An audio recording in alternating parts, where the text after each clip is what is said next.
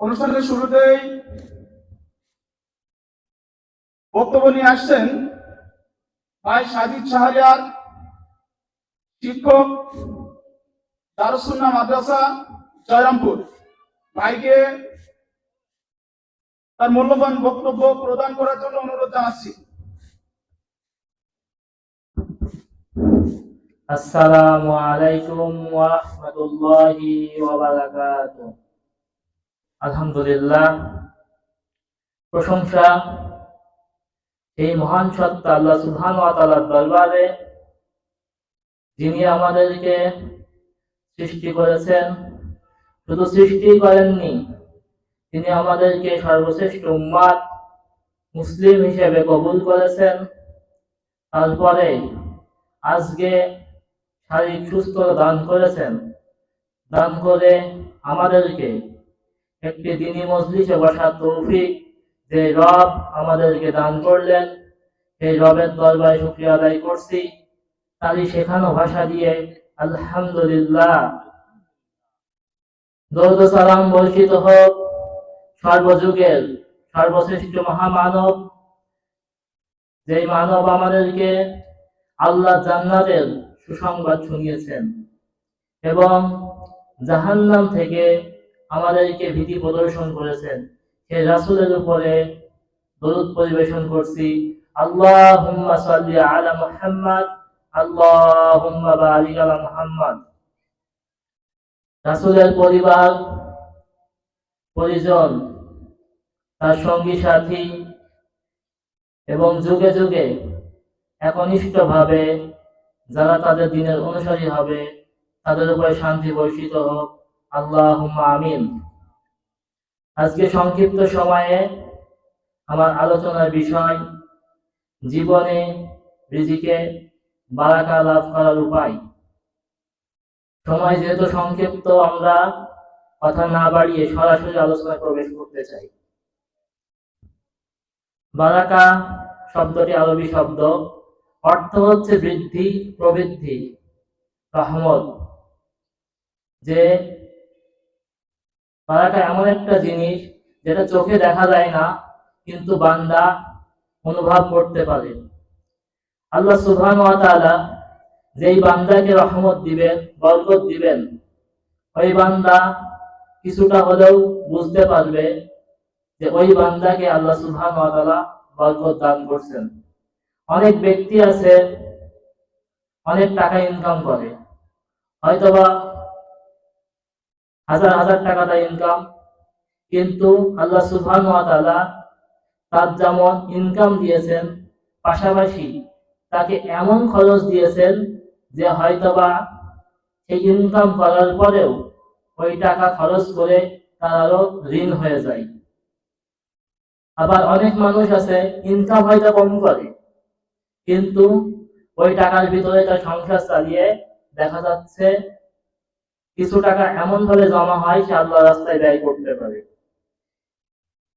এটা বারাকা এমন জিনিস যেটা আল্লাহ সুবহানাহু ওয়া তাআলা মানুষকে দিতে পারে। সূরা মুলকের 1 নম্বর আয়াতের মধ্যে আল্লাহ বলেন, তাবারাকাল্লাযী বিয়াদিহিল মুলকু ওয়া হুয়া আলা কুল্লি শাইইন কাদির। বরকতময় তিনি, যার হাতেই সমস্ত কিছুর কর্তৃত্ব রয়েছে এবং তিনি সবকিছুর উপরে ক্ষমতাবান। আমাদের জীবনে বারাকা যিনি দান করতে পারেন তিনি আমার রব। সেই রবের কাছে বারাকা আমাদের চেয়ে নিতে হবে। আমাদের মুসলিম জীবনে বারাকা কেন প্রয়োজন? মিশকাতুন নাসাবির মধ্যে হাদিসটি বর্ণিত হয়েছে, হাদিসটি পাবেন সহিহ বুখারীর মধ্যেও। একদিন আল্লাহ রাসূল আবু হুরায়রা রাদিয়াল্লাহু তাআলা আনহু হাদিসটি বর্ণনা করেছেন। আল্লাহ রাসূল সাল্লাল্লাহু আলাইহি ওয়াসাল্লাম বলেছেন, একদিন আইয়ুব আলাইহিস সালাম তিনি পাহাড়ের পাদদেশে উলঙ্গ হয়ে গোসল করছিলেন। এমন সময় আকাশ থেকে, আসমান থেকে সোনার তৈরি কিছু পঙ্গপাল, ফড়িং দুনিয়ার মধ্যে পতিত হচ্ছিল। এমন সময় আইয়ুব আলাইহিস সালাম ওইগুলোকে দেখলেন এবং সেইগুলো পড়াতে শুরু করলেন।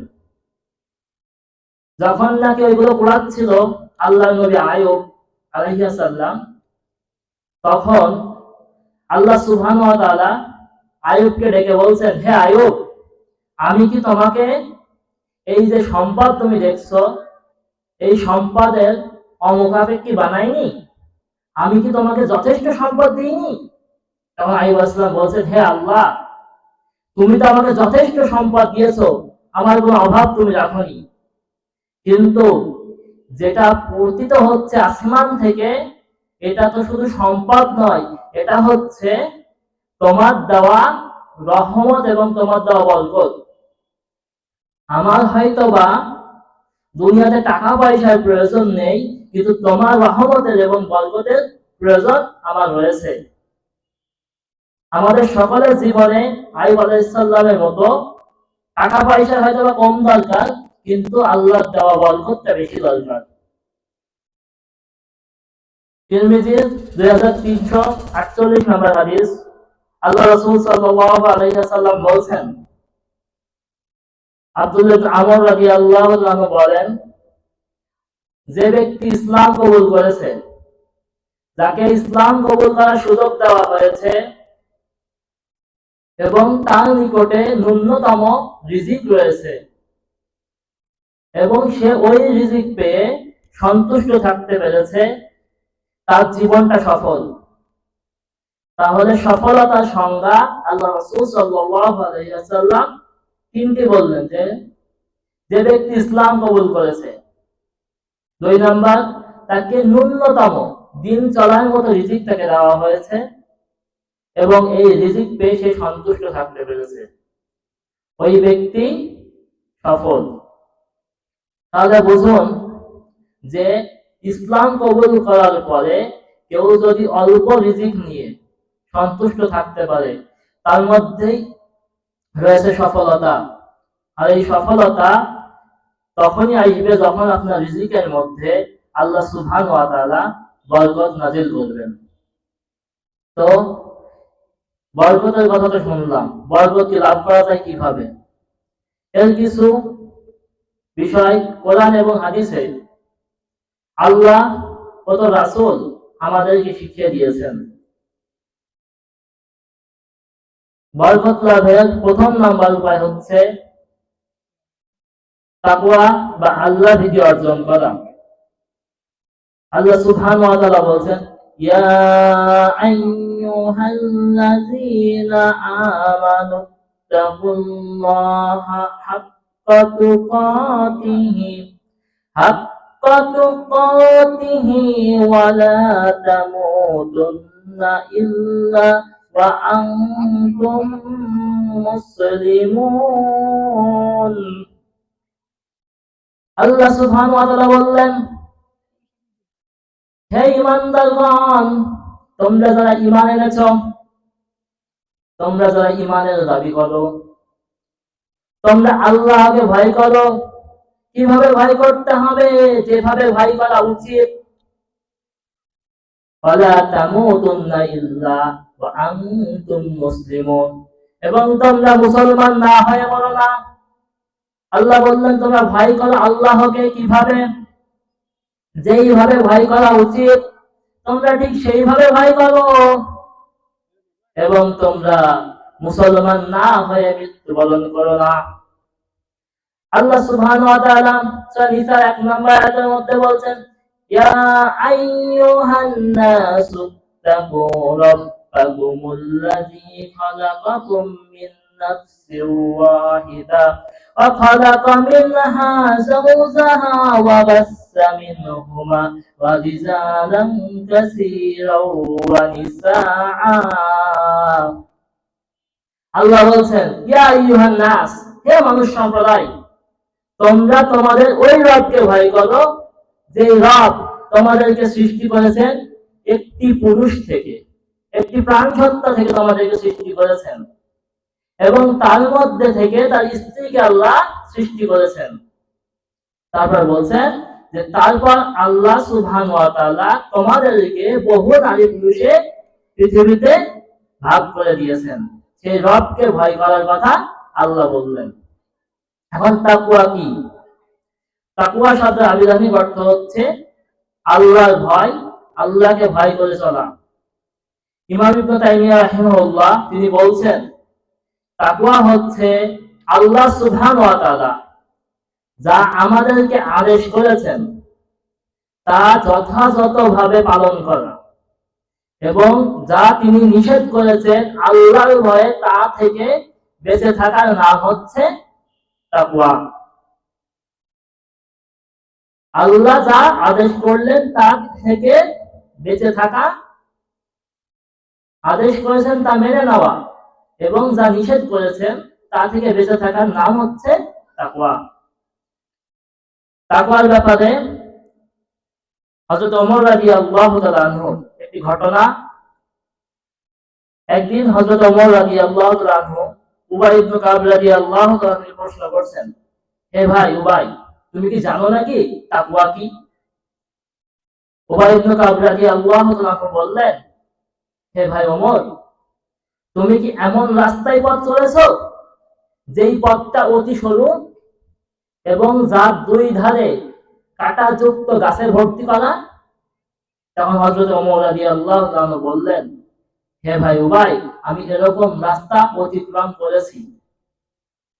তো উবাই ইবনে কাব রাদিয়াল্লাহু তাআলা আনহু প্রশ্ন করলেন, ভাই তুমি ওই পথটা কিভাবে পাড়ি দিয়েছো? তো বলছে, আমি এত সাবধানে ওই পথটা চলেছি যাতে ওই যে কাঁটা রয়েছে ওই কাঁটাতে আমার শরীর এবং আমার পোশাকের কোনো ক্ষতি না করে। তখন উবাই ইবনে কাব রাদিয়াল্লাহু তাআলা আনহু বলছেন, হে ভাই ওমর, এর নাম হচ্ছে তাকওয়া। পৃথিবীর বুকে, এই পৃথিবীর মধ্যে অনেক পাপ পঙ্কিলতা আমাদেরকে ঘিরে রেখেছে। এই পাপের মধ্যে থেকে নিজেকে বাঁচিয়ে রাখার নাম তাকওয়া। আমরা যারা গ্রাম অঞ্চলে বাস করি, আপনাদের বাড়ির আশেপাশে যাদের নদী আর নালা আছে, তারা মাছ ধরা দেখেছেন না? আচ্ছা, মাছের মধ্যে একটা মাছ আছে নাম বাইন মাছ। আচ্ছা বলেন তো, এই মাছটা কোথায় থাকে? পানির উপরে ভেসে থাকে নাকি কাদার মধ্যে লুকিয়ে থাকে? এই মাছটা কাদার মধ্যে লুকিয়ে থাকে, কিন্তু যখন এই মাছটাকে ধরে কাদার মধ্যে টেনে বের করা হয়, ওই মাছের গায়ে কোনো কাদা থাকে? যেই ব্যক্তি ধরে তুলছে তার হাতে কাদা থাকে, কিন্তু ওই মাছের গায়ে কাদা থাকে না। তো বাইন মাছ যদি কাদার ভিতর থাকার পরেও তার গায়ে কাদা সে লাগতে না দেয়, আমরা ওই পাপে ভরা পৃথিবীর মধ্যে থেকে আমাদের শরীরে কোনো পাপ জড়াবে না, পাপ থেকে বেঁচে থাকার নাম হচ্ছে তাকওয়া। যদি পাপ থেকে বেঁচে থাকতে পারি, তাহলে আল্লাহ সুবহানাহু ওয়া তাআলা আমাদেরকে বরকত দিবেন। সূরা আরাফের ৯৬ নম্বর আয়াতের মধ্যে আল্লাহ বলছেন, ওয়ালাউ আন্না আহলাল কুরা আমানু ওয়াত্তাকা লাফাতানা আলাইহিম বারাকাতিন মিনাস সামাই ওয়াল আরদ। যে যদি জনপদের লোকেরা ঈমান আনতো এবং আল্লাহকে ভয় করত, তাহলে আমি তাদের জন্য আসমান এবং জমিনের সমস্ত বরকতের রাস্তা খুলে দিতাম। সুবহানাল্লাহি ওয়া বিহামদিহি। শর্ত কয়টি? ঈমান আনতে হবে এবং আল্লাহকে যথাযথ ভয় করতে হবে। আমার বন্ধুগণ, তাহলে তাকওয়া অবলম্বন করতে হবে যাতে আমরা রহমত প্রাপ্ত হতে পারি। আল্লাহর বরকত পাওয়ার জন্য ২ নাম্বার মাধ্যম হচ্ছে সালাত আদায় করা। আল্লাহ সুবহানাহু ওয়া তাআলা বলছেন, ইয়া আইয়ুহাল্লাযীনা আমানুস্তাঈনু বিস-সাবরি ওয়াস-সালাহ ইন্নাল্লাহা মা'আস-সাবিরিন। আল্লাহ সুবহানাহু ওয়া তাআলা বলছেন, হে ঈমানদারগণ, তোমরা ধৈর্য এবং নামাজের মধ্য দিয়ে আমার কাছে চাও, নিশ্চয় আমি আল্লাহ ধৈর্যশীলদের সঙ্গে আছি। সালাত আমাদের মুসলিম জীবনের এমন একটি গুরুত্বপূর্ণ ইবাদত, আপনি ঈমান এনেছেন, ঈমান আনার পরেই আপনার জন্য যে ইবাদতটা সর্বপ্রথম ফরজ হয় তার নাম হচ্ছে সালাত। আল্লাহ বলছেন আল্লাযীনা ইউমিনুনা বিল গায়বি ওয়া ইউকিমুনাস সালাতা ওয়া মিম্মা রাযাকনাহুম ইউনফিকুন। আল্লাহ বলছেন যে যারা না দেখা বিষয়ের প্রতি ঈমান আনে এবং সালাত প্রতিষ্ঠা করে এবং তাদেরকে যে রিজিক দেওয়া হয়েছে তা থেকে তারা আল্লাহর রাস্তায় ব্যয় করে। আমার বন্ধুগণ, সালাত এমনই গুরুত্বপূর্ণ ইবাদত আমাদের জীবনে। সালাত হচ্ছে ইসলামের 2 নম্বর রকম। যে কোনো কিছু বেসমেন্ট, কোনো কিছু দাঁড় করাতে হলে, যে কোনো কিছু কোনো স্থাপনা দাঁড় করাতে হলে তার জন্য খুঁটি লাগে। এই যে সামিয়ানাটা টাঙানো হয়েছে এর কয়েকটি খুঁটি রয়েছে না? ঠিক তেমনি ভাবে আমাদের ইসলামেরও খুঁটি আছে। এই খুঁটি হচ্ছে 5টি। তার মধ্যে দ্বিতীয় নম্বর খুঁটি হচ্ছে সালাত।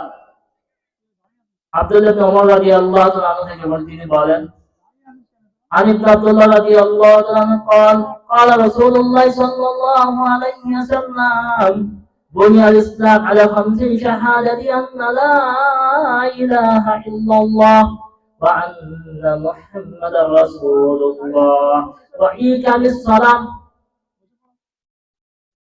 আব্দুল্লাহ ইবনে ওমর রাদিয়াল্লাহু তাআলা বলেন আল্লাহ রাসূল সাল্লাল্লাহু আলাইহি ওয়াসাল্লাম বলেছেন ইসলাম 5টি স্তম্ভের উপরে দাঁড়িয়ে আছে। তার মধ্যে প্রথম নাম্বার স্তম্ভ হচ্ছে এই সাক্ষ্য দেওয়া আল্লাহ ছাড়া সত্যকারের কোনো মাবুদ নেই এবং মুহাম্মদ সাল্লাল্লাহু আলাইহি ওয়াসাল্লাম হচ্ছে আল্লাহ তাআলার রাসূল। তারপরে 2 নাম্বার হচ্ছে ইকামিস সালাত, সালাতকে প্রতিষ্ঠা করতে হবে। এই আদেশকার আল্লাহ রাসূল সাল্লাল্লাহু আলাইহি ওয়াসাল্লাম আল্লাহ আদেশ আমাদেরকে জানিয়ে দিলেন।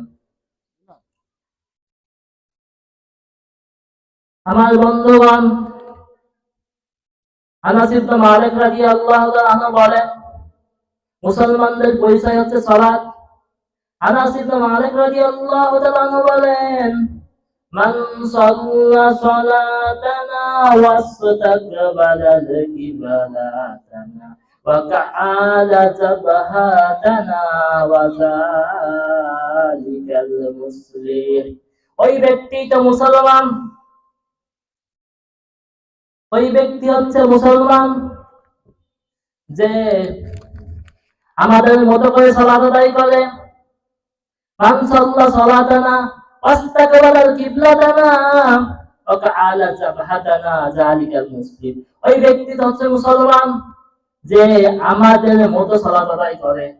এখন আমাদের মতো সালাত বলতে শুধু কি জুমার দিনের নামাজ, শুধু জুমার সালাত আদায় করলে কি আমাদের মতো সালাত হবে? শুধুমাত্র যদি আমরা ঈদের নামাজটা পড়ি মনে হয় সাহাবীদের মতো নামাজ আমাদের হবে? আল্লাহ রাসূল এই হাদিস যাদের সামনে বর্ণনা করলেন তারা হচ্ছে আল্লাহ রাসূলের সাহাবী। এখন কেউ কি তাদের মধ্যে শুধু ঈদের নামাজ পড়ে ইদ্রিস আলী হয়েছিল নাকি? ছিল? কেউ কি শুধু জুমার নামাজে আসতো আর আসতো না? শুধু জানাজার নামাজ পড়তো আর 5 ওয়াক্ত নামাজের খোঁজ ছিল না, এমন সাহাবী কেউ ছিল নাকি? এমন সাহাবী তো কেউ ছিল না। তার মানে সাহাবীদের নাম মতো নামাজ হতে হলে সর্বপ্রথম নামাজ হতে হবে 5 ওয়াক্ত নামাজ। 2 নাম্বার রাসূল সাল্লাল্লাহু আলাইহি ওয়াসাল্লাম যেই পদ্ধতিতে সালাত শিখিয়েছেন হুবহু ওই পদ্ধতিতে সালাত আদায় করতে হবে। মালিক ইবনে হুয়াইরিস রাদিয়াল্লাহু তাআলা আনহু সহিহ বুখারীর মধ্যে বলছেন আল্লাহ রাসূল সাল্লাল্লাহু আলাইহি ওয়াসাল্লাম বলেছেন সাল্লু কামা রাআইতুমুনি উসাল্লি। তোমরা ঠিক ওইভাবে সালাত আদায় করো তোমরা যেভাবে আমাকে সালাত আদায় করতে দেখেছো। এখন আল্লাহ রাসূল সালাতটা কেমন ভাবে আদায় করেছেন সেগুলো হাদিসের পাতায় পাতায় দেওয়া আছে কি নাই, এখন সেইগুলো মানতে হবে। এখন অনেকে বলে যে হাদিস তো মানবো, ঠিক আছে মানলাম, হাদিস যে মানতে হবে দলিল কি? অনেকে প্রশ্ন করে না, হাদিস মানবো দলিল কি? বলবে শুধু কোরআন মানলেই তো হয়। তো তাদের কাছে প্রশ্ন যে ভাই, কোরআন থেকে তুমি 2 রাকাত সালাত পড়ে দেখাতে পারবে নাকি? পারবে কেউ? কোরআনে তাকবীর তাহরিমার কথা আছে? আযান কিভাবে দিতে হবে কোরআনে আছে? এটা কোথায় আছে? হাদিসের মধ্যে আছে। এজন্য আল্লাহ বলছেন, মা আতাকুমুর রাসূলু ফাখুযুহু ওয়া মা নাহাকুম আনহু ফান্তাহু। আল্লাহ বলছেন, আমার রাসূল তোমাদেরকে যা আদেশ করে তোমরা সেটা মেনে নাও, আর যা নিষেধ করে তা থেকে তোমরা বিরত থাকো। এটা কিভাবে হাদিস মানা দলিল হলো? আব্দুল্লাহ ইবনে আব্বাস রাদিয়াল্লাহু আনহু একদিন একজন বলছেন যে আল্লাহ রাসূল সাল্লাল্লাহু আলাইহি ওয়াসাল্লাম ওই সকল মহিলার উপরে লানত করেছেন যারা তাদের ভুরুটাকে চিকন করে এবং নিজেদের শরীরে উল্কি আঁকায়। এ কথা যখন মদিনার বুকে ছড়িয়ে গেল, তখন এক ব্যক্তি, এক মহিলা এসে আল্লাহ রাসূলের সাহাবীর কাছে বলছে, তুমি কি এই কথা বলেছো? তখন বলছে, হ্যাঁ আমি এই কথা বলেছি। তখন ওই মহিলা বলছে, এই 2 মলাটের মাঝখানে, মানে তখন কোরআনটা অলরেডি সংকলন হয়ে গিয়েছে, তখন যেহেতু কোরআনটা সংকলন হয়েছে, তো বলছে এই 2 মলাটের মাঝখানে যা আছে এর বাইরে, এটা এই 2 মলাটের মাঝখানে আমি এই কথা পাইনি, মানে যে উল্কি করা নিষেধ এই 2 মলাটের মাঝখানে আমি পাইনি। তখন তখন আব্দুল্লাহ ইবনে আব্বাস রাদিয়াল্লাহু আনহু বলছেন, তুমি ভালোভাবে কোরআন পড়োনি, তুমি যদি কোরআন পড়তে তাহলে তুমি পেতে। তখন বলছে, আমি প্রথম থেকে নিয়ে শেষ পর্যন্ত পুরো কোরআন পড়েছি, কোথাও এটা নাই। তখন বলছে আব্দুল্লাহ ইবনে আব্বাস, হে মহিলা, তুমি কি আয়াত পড়েছো, মা আতাকুমুর রাসূল ফাখুযু ওয়া মা নাহাকুম আনহু ফান্তাহু? তুমি কি আয়াতটা পড়েছো? তখন ওই মহিলা সাহাবী বলছে, হ্যাঁ এই আয়াতটা পড়েছি। তো তখন আব্দুল্লাহ ইবনে আব্বাস বলছেন, আল্লাহ রাসূল আমাদেরকে এটা করতে নিষেধ করেছে। তখন এই মহিলা তাও মানতে রাজি না যে উল্কি করতে নিষেধ করেছে। সাহাবী যুক্তি দিয়ে কোরআনে আয়াত দিয়ে প্রমাণ করলো যে ওটা করা যাবে না। ওই মহিলাটা রাগ হয়ে গিয়েছে, রেগে গিয়ে বলছে, তুমি বাড়ির মধ্যে গিয়ে দেখো তোমার স্ত্রী, তার শরীরে উল্কি করানো আছে। তখন আব্দুল্লাহ ইবনে আব্বাস বলছে, যাও তুমি যে দেখে এসো, যদি আমার স্ত্রীর শরীরে উল্কি করা থাকে তাহলে আজকে আমি তাকে তালাক দেব। সুবহানাল্লাহ, কত বড় কথা যে আল্লাহ রাসূল সাল্লাল্লাহু আলাইহি ওয়াসাল্লাম একটা কাজকে নিষেধ করেছে, সেই কাজ যদি আমার স্ত্রী করে তাহলে আমি তাকে তালাক দেব। এত বড় কথা বলার বুকের বাটা কোনো মানুষের হয়? আমরা পারি? হাজারো হয়তো হাদিস বিরোধী কোরআন বিরোধী কাজ করে, কিন্তু আমরা কি বলতে পারি যে তুমি যদি কোরআন বিরোধী হাদিস বিরোধী কাজ করো আমি তালাক দেব? এত বড় কথা বলার সাহস আমাদের হয়? কিন্তু সাহাবীরা বলেছে। কিন্তু ওই মহিলা গিয়ে দেখছে না, আব্দুল্লাহ ইবনে আব্বাস রাদিয়াল্লাহু তাআলা স্ত্রীর গায়ে কোনো উল্কি করানো নেই। সুবহানাল্লাহ। তো যে কথা বলছিলাম সালাতের কথা, যে সালাত হচ্ছে এমন একটি ইবাদত যে আল্লাহ রাসূল সাল্লাল্লাহু আলাইহি ওয়াসাল্লাম যেদিন মারা যাবেন সেদিনও তিনি এই সালাতের কথা বলেছেন। রাসূল সাল্লাল্লাহু আলাইহি ওয়াসাল্লাম যখন অসুস্থ ছিলেন, অসুস্থ হয়ে গেলেন, মৃত্যু শেষ অসুস্থতা, তখন তিনি সর্বশেষ ইমামতি করেছেন বৃহস্পতিবার দিন মাগরিবের সালাতে। তারপরে তিনি আর সালাত আসতে পারেননি। এশা রক্ত হয়ে গেল। আল্লাহ রাসূল সাল্লাল্লাহু আলাইহি ওয়াসাল্লাম মা আয়েশাকে বলছে, তুমি আমার জন্য পানি নিয়ে আসো। আল্লাহ রাসূল সাল্লাল্লাহু আলাইহি ওয়াসাল্লামের জন্য পানি আনা হলো। তিনি ওযুটা করলেন, সুন্দর করে মসজিদের দিকে আসবেন, এমন সময় তিনি অজ্ঞান হয়ে গেলেন। এবার যখন তার জ্ঞান ফিরে আসলো, তখন আল্লাহ রাসূল সাল্লাল্লাহু আলাইহি ওয়াসাল্লাম মা আয়েশাকে জিজ্ঞেস করছে, আয়েশা গো, মসজিদে কি সালাত কমপ্লিট হয়েছে নাকি, সালাত কি পড়ে ফেলেছে সাহাবীরা? তখন বলল, না, সালাত তারা পড়েনি, এখন আপনার জন্য অপেক্ষা করছে, এখন আপনার জন্য অপেক্ষা করছেন। তখন নাকি দ্বিতীয়বার আবার ওযু করে আবার যখন মসজিদের দিকে যাবেন, তখন আবার আল্লাহ রাসূল অসুস্থ হয়ে গেলেন, তিনি আবার অজ্ঞান হয়ে গেলেন। জ্ঞান ফিরে মা আয়েশাকে জিজ্ঞেস করছে, ও আয়েশা, আমার সাহাবীরা কি নামাজ পড়েছে নাকি? আল্লাহ রাসূল সাল্লাল্লাহু আলাইহি ওয়াসাল্লামকে উত্তর দেওয়া হলো, না, আপনার সাহাবীরা এখনো সালাত আদায় করেনি। আল্লাহ রাসূল বললেন, যাও আমার জন্য পানি নিয়ে আসো। ওযু বানালেন সুন্দর করে, আবার যখন মসজিদের দিকে রওনা দিবেন, আবার অজ্ঞান হয়ে গেলেন। তৃতীয়বার যখন আল্লাহ রাসূলের জ্ঞান ফিরে আসলো, তখন আল্লাহ রাসূল বলছেন, আয়েশা, আমার সাহাবীরা কি সালাত আদায় করেছে নাকি? তখনও বলা হলো, না, এখনো সালাত আদায় করেনি। তখন আল্লাহ রাসূল বললেন, তুমি তোমার বাবা আবু বকরকে বলো যেন ইমামতিতে দাঁড়িয়ে যায়। আমার মনে হয় আর মসজিদে যাওয়া হবে না, তুমি তাদেরকে বলো যেন, আমার এই করে নাই। মা আয়েশা রাদিয়াল্লাহু তাআলা আপত্তি করলেন যে আমার পিতা পারবে না, সে তো খুব নরম হৃদয়ের মানুষ। তখন আল্লাহ রাসূল সাল্লাল্লাহু আলাইহি ওয়াসাল্লাম মা আয়েশাকে একটু ধমকে সুরেই বললেন, তুমি আবু বকরকে বলো। আবু বকর রাদিয়াল্লাহু তাআলা আনহুকে বলা হলো। আল্লাহ মা আয়েশা যে ভয়টা পাচ্ছিলেন সেই ঘটনাই ঘটলো। আবু বকর রাদিয়াল্লাহু তাআলা আনহু আল্লাহ রাসূলের জায়গায় দাঁড়িয়ে ইমামতি শুরু করলেন, কিন্তু তিনি এত নরম মনের মানুষ, তিনি বাচ্চা শিশু সালাতে দাঁড়িয়ে বাচ্চা শিশুর মতো ফুপিয়ে ফুপিয়ে কাঁদছিলেন। পিছন থেকে সাহাবীদের কান্নার আওয়াজ শোনা যাচ্ছিল, পিছন থেকে বাচ্চা শিশুর মতো কান্নার আওয়াজ ভেসে আসছে।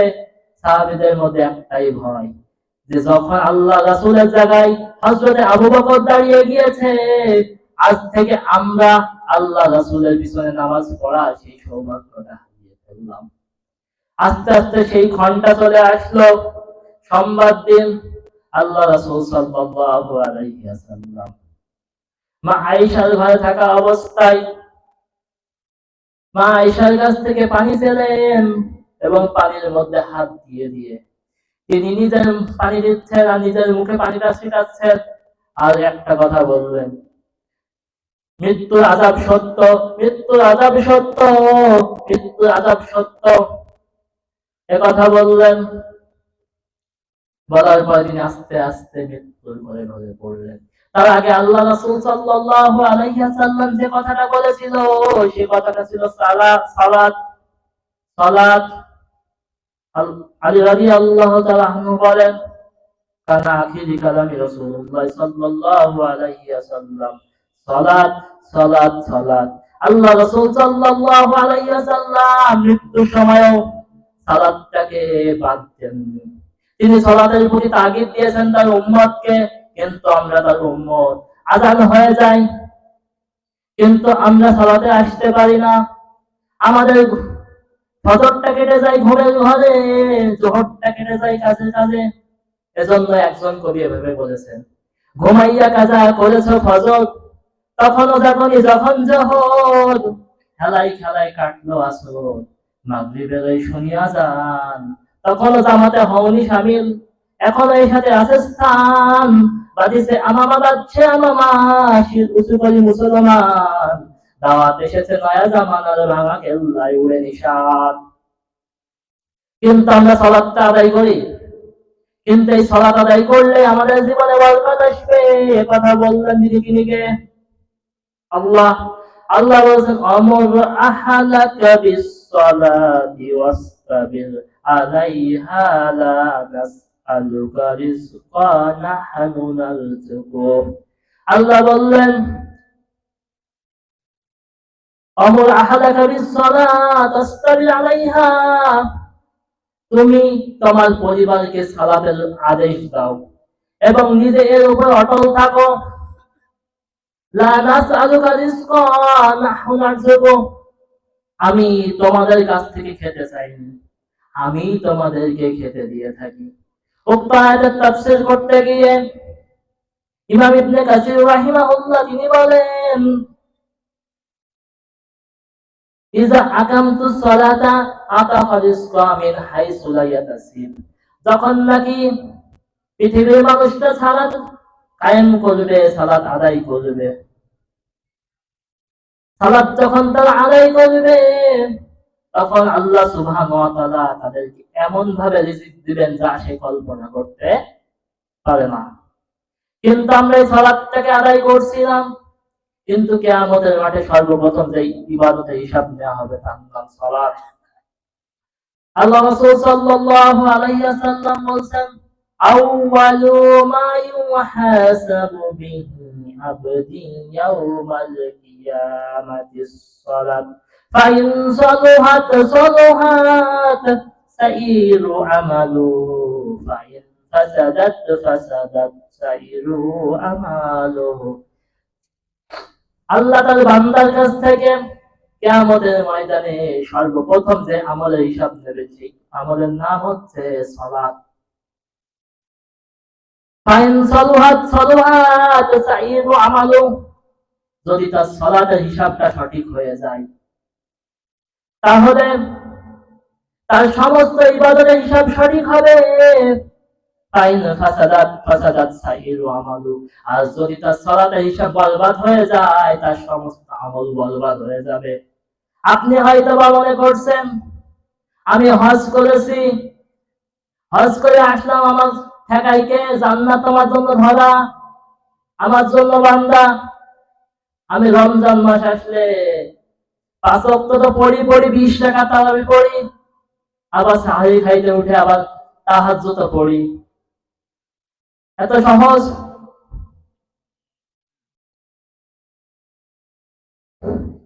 আমি 5 ওয়াক্ত তো পড়ি, আবার 20 রাকাত পড়ছি তারাবি, আবার শেষ রাত্রে উঠে তাহাজ্জুদ পড়ছি, আমার জান্নাত ঠেকাইকে। কিন্তু আপনার যে 20 রাকাত পড়লেন মানলাম, আপনি তাহাজ্জুদ পড়লেন তাও মানলাম, রমজান মাস যখন চলে গেল আপনার 5 ওয়াক্ত কোথায় গেল?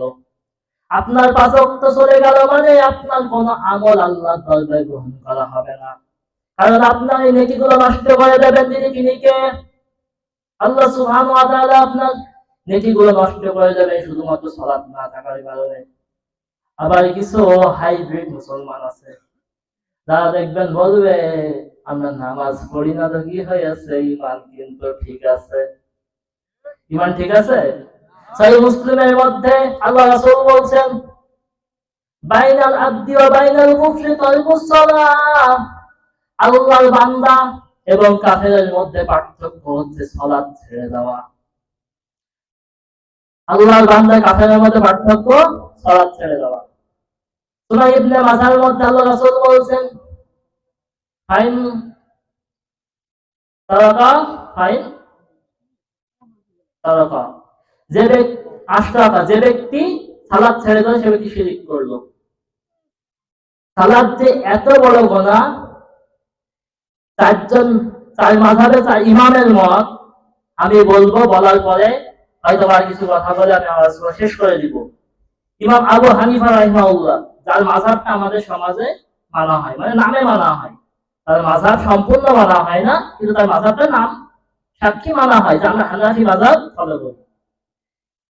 হানাফি মাযহাবের ইমাম ইমাম আবু হানিফা রাহিমাহুল্লাহ তিনি বলছেন, যে ব্যক্তি সালাত আদায় করবে না তাকে জেলখানায় বন্দী করে রাখতে হবে এবং তাকে খেতে দেওয়া যাবে না, ততক্ষণ পর্যন্ত তাকে আটকে রাখতে হবে যতক্ষণ না সে সালাত আদায় করে। ইমাম মালিক রাহিমাহুল্লাহ বলছেন, যে ব্যক্তি সালাত আদায় করবে না তাকে, ইমাম মালিক এবং শাফি রাহিমাহুল্লাহ তাকে, তারা বলছেন যে ব্যক্তি সালাত আদায় করবে না তাদেরকে 3 দিন বন্দী রাখতে হবে। 3 দিন বন্দী রাখার পরে তারা যদি সালাত আদায় না করে তাদের গর্দানটা উড়িয়ে দিতে হবে। নাউযুবিল্লাহ। ইমাম আহমদ বিন হাম্বল রাহিমাহুল্লাহ ফতোয়া আরো কঠিন ফতোয়া তার। শুধু তার নয়, এই যুগের একজন ইমাম মুহাম্মদ বিন সালেহ আল উসাইমিন রাহিমাহুল্লাহ, তো এটা দুইজনের ফতোয়া হচ্ছে আরো কঠিন, যে যে ব্যক্তি সালাত আদায় করবে না তাকে হত্যা করতে হবে তো হবে, তাকে আমাদের মুসলমানদের কবরস্থানে দাফন করা যাবে না, তাকে জানাজা সালাত পড়া যাবে না তার, এবং তাকে কাফন দেওয়া যাবে না। কত বড় কথা চিন্তা করেছেন? তো আমরা সালাতের অভ্যাস করব, কারণ সালাত না আদায় করলে আমরা জাহান্নামে আমাদের যেতে হবে। আল্লাহ সুবহানাহু ওয়া তাআলা বলছেন, আনিল মুজরিমিন মাসালাকুম ফিস সাকার। অপরাধীদেরকে প্রশ্ন করা হবে, কোন জিনিস তোমাদেরকে এই সাকার নামক জাহান্নামে নিয়ে আসলো? যারা অন্যায় কাজ করে দেখবে তাদের মধ্যে লজ্জা শরম একটু কম থাকে, যারা অন্যায় করে তাদের দেখবেন লজ্জা শরম থাকে না। ঠিক তেমন এই বেনামাজি, এর কোনো লজ্জা শরম নেই। আল্লাহর সামনে দাঁড়িয়ে বলবে, লাম নাকু মিনাল মুসাল্লিন, হে আল্লাহ, আমি তো জাহান্নামে এসেছি কারণ একটা, যে আমি মুসল্লিদের অন্তর্ভুক্ত ছিলাম না, আমি মুসলমানদের অন্তর্ভুক্ত ছিলাম না, এই কারণে জাহান্নামে এসেছি। তাহলে চিন্তা করুন, ও তো এক তো সালাত আদায় করেনি, 2 নাম্বার ওকে যখন জিজ্ঞেস করা হচ্ছে বলছে আমি মুসলমানদের অন্তর্ভুক্ত ছিলাম না, এজন্য জাহান্নামে গেছি। এই সাকার নামক জাহান্নাম কত কঠিন! আল্লাহ সুবহানাহু ওয়া তাআলা বলছেন, আমা আদরাকা মা সাকার, হে নবী আপনি জানেন সাকার কি? লা তুবকি ওয়া লা তাজহার লা ইউহাদ্দুল লিল বাসার, যে হে নবী আপনি জানেন সাকার কি? আল্লাহ রাসূল সাল্লাল্লাহু আলাইহি ওয়াসাল্লাম কে জিজ্ঞেস করলেন, আল্লাহ যে হে নবী জানেন সাকারটা কি? তখন আল্লাহ নিজেই উত্তর দিচ্ছেন, লা তুবকি ওয়া লা তাজহার, সেখানে তাদের মৃত অবস্থায় রাখা হবে না, আবার জীবিত করা হবে না। জীবিত করে যদি সুস্থ করে রাখা হয় তাহলে স্বস্তি আছে, আবার মরে গেলেও শান্তি আছে মোটামুটি। কিন্তু তাকে কি করা হবে? মৃতও রাখা হবে না, আবার জীবিত ছেড়ে দেওয়া হবে না। লা তুবকি ওয়া লা তাজহার ওয়ালাউ হাত্তুল লিল বাসার, এবং তাদের চামড়াগুলোকে ঝলসিয়ে পুড়িয়ে নষ্ট করে দেওয়া হবে, তাদের চামড়াগুলো পুড়িয়ে ধ্বংস করে দেওয়া হবে, নষ্ট করে দেওয়া হবে।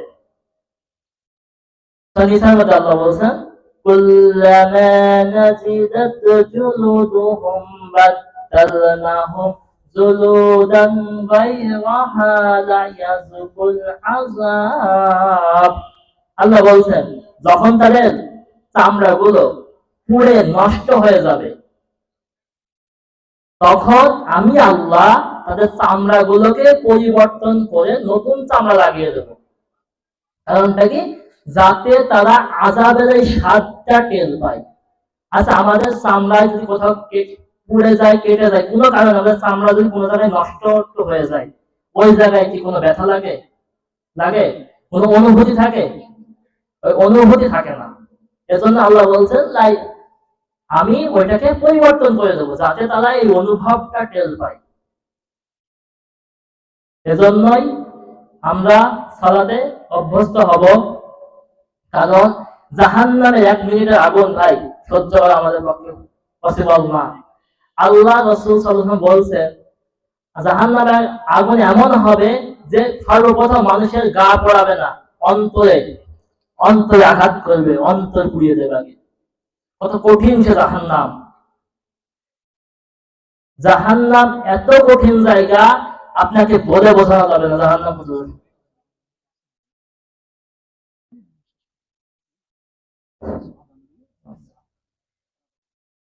তো আল্লাহ সুবহানাহু ওয়া তাআলা যতটুকু কোরআন হাদিস শুনেছি, মহা তৌফিক দান করুন আল্লাহ সুবহানাহু। এখান থেকে যদি কিছু না হোক, যত কয়জন মানুষ শুনেছে, যদি 5 ওয়াক্ত সালাত আদায়কারী হয়েও যায়, হয়তো বা 5টা মানুষ যদি এখান থেকে সালাত আদায়কারী হয়েও যদি কাল থেকে ফজর থেকে সালাত শুরু করে দেয়, নিয়ত করে সালাত পড়বো, তাহলে মাহফিলটা সফল। আর যদি মাহফিল শুনলাম, ফজর নামাজ আমাদের খোঁজ নেই, তাহলে ওই মাহফিল করে আমাদের ভাই বিশ্বাস করার কোনো লাভ নেই।